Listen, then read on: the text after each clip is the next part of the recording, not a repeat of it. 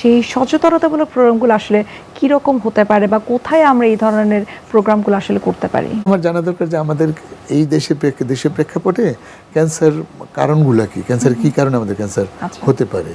আমাদের ক্যান্সার কারণ আমাদের কিছু পার্সোনাল ব্যাড হ্যাবিটস আছে। ব্যাড হ্যাবিটসের মধ্যে ধূমপান, তামাক বা তামাক জাতীয় দ্রব্য যেই প্রিপারেশন আমি নিই। সহজ কথা, আমরা ধূমপান বলতে ভাবি যে সিগারেট খেতে ডাক্তার না বারণ করেছে তাহলে আমি জর্দা খাবো, ঠিক আছে? না, তা না।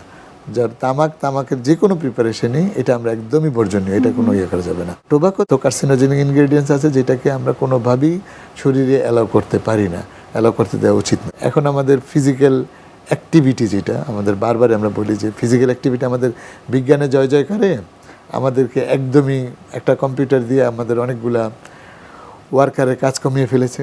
একটা ট্রাক্টর মেশিন দিয়ে আমাদের কৃষি কাজ কমিয়ে ফেলেছে। ট্রাক্টর মেশিন আসার আগে আমাদের এই জমি তৈরি করতে আমাদের ম্যানুয়াল তৈরি হতো।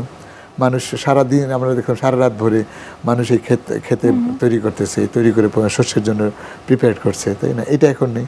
এখন ওই সময়কালটা আজ থেকে বেশি না, 30 বা 40 বছর আগে, এই 40 বছর আগে আমাদের এত ডিজিজ, এত কমপ্লিকেশনস, এত কমপ্লেইনও ছিল না আমাদের শরীরের, এতই আছে। কারণ কি, তাদের ফিজিক্যাল অ্যাক্টিভিটি ছিল ভিগোরাস অ্যাক্টিভিটি।